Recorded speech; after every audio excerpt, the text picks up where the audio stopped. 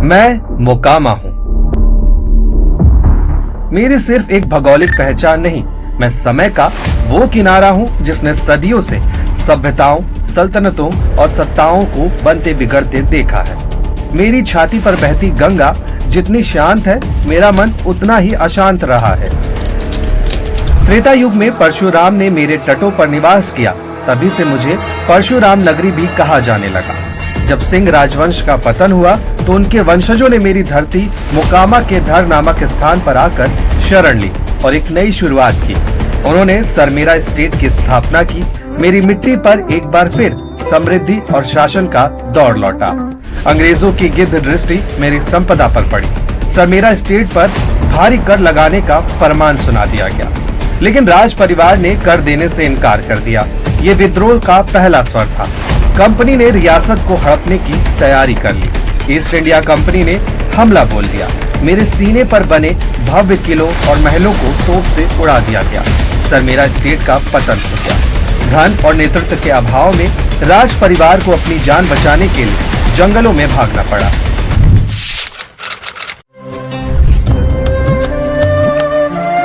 आजादी के बाद मेरा शहर सबसे समृद्ध था। मेरे पास भारत तमिल हॉस्पिटल, सीमेंट का रैक पॉइंट था। मेरे बाजार भरे पूरे रहते थे। मेरा टाल तो दलहन का कटोरा कहा जाता था। मेरे किसान बहुत मेहनती थे। फिर आया 1990 का दौर, जब अपराध को बाहुबल का नाम देकर पाला पोसा गया। तब यहाँ कांग्रेस के श्याम सुंदर सिंह धीरज का सिक्का चलता था। वो लगातार विधायक और मंत्री भी रहे। इस दौरान धीरज के करीबी रहे दिलीप सिंह ने राजनीति में तेजी से अपना नाम बनाया। तब लोग उन्हें बड़े सरकार कहकर बुलाते थे। 1990 के विधानसभा चुनाव में शिष्य ने गुरु को चुनौती दे दी। दिलीप सिंह जनता दल के टिकट पर उतरे और जीत गए। श्याम सुंदर सिंह धीरज का वर्चस्व अब टूट चुका था। दिलीप सिंह अब सिर्फ बड़े सरकार नहीं, बल्कि लालू प्रसाद यादव की सरकार में मंत्री भी थे।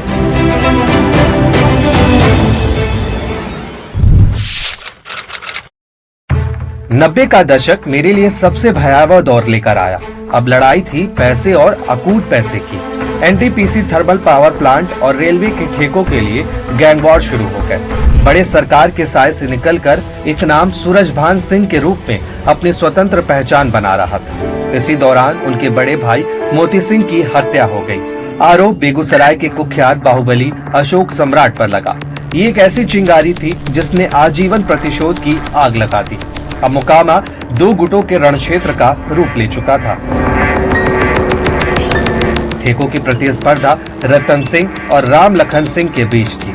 अशोक सम्राट ने रतन सिंह का पक्ष लिया तो राम लखन ने सूरजभान को अपने खेमे में कर लिया। ये सिर्फ दो ठेकेदारों की लड़ाई नहीं, बल्कि दो गैंग लॉर्ड्स के बीच टाल पर कब्जे की जंग थी। इस टकराव में एक दिन सूरजभान पर AK-47 से हमला हुआ। सूरजभान तो बच गए, लेकिन उनके चचेरे भाई मारे गए।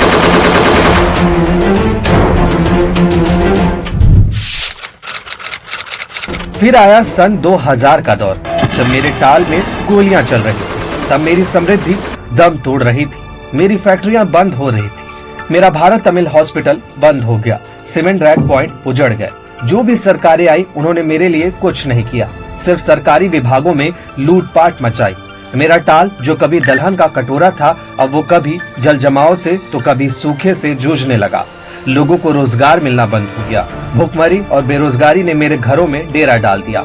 दूसरी तरफ विधानसभा चुनाव में सूरजभान सिंह ने स्वतंत्र प्रत्याशी के तौर पर अपने पुराने आका दिलीप सिंह को हरा दिया, जिस पर 26 आपराधिक मामले दर्ज थे। अब वो मेरा विधायक था।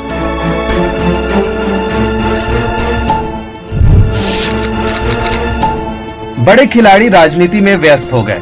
टाल और दियारा में कई खूंखार अपराधी पैदा हो गए। पुलिस ने ऑपरेशन क्लीन शुरू किया। गोपाल मारवाड़ी, नेपाली, मोती, गुड्डू, सिंटू, जितेंद्र, सोचन समेत कई अपराधी मारे गए। इस दौरान 2005 में छोटे सरकार उर्फ अनंत सिंह का उदय हुआ, जो बड़े सरकार यानी दिलीप सिंह के छोटे भाई हैं। अनंत सिंह को उनके ही चाचा विवेका पहलवान से चुनौती मिली। दशकों तक दोनों के बीच लाशें भिजती रही।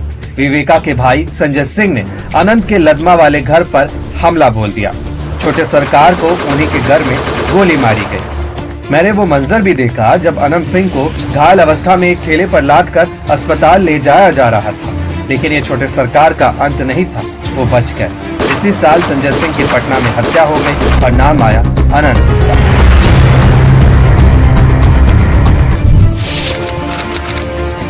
अगस्त 2019 में पुलिस ने अनंत सिंह के घर रेड मारी, जहां से AK-47 राइफल, ढेरों कारतूस और 2 हैंड ग्रेनेड बरामद किए गए। जिस AK-47 ने 90 के दशक में गैंग वॉर शुरू किया था, वही हथियार अब छोटे सरकार के पतन का कारण बन रहा था। 2022 में उसे 10 साल की सजा सुनाई गई। छोटे सरकार की विधायकी चली गई। अनंत सिंह की पत्नी को चुनाव लड़ाया और जीत कर मोकामा पर अपना कब्जा बरकरार रखा। 2025 के विधानसभा चुनाव में एक बार फिर मेरी धरती पर खूनी खेल शुरू हो गया है। दैनिक भास्कर के लिए आशीष राय की रिपोर्ट।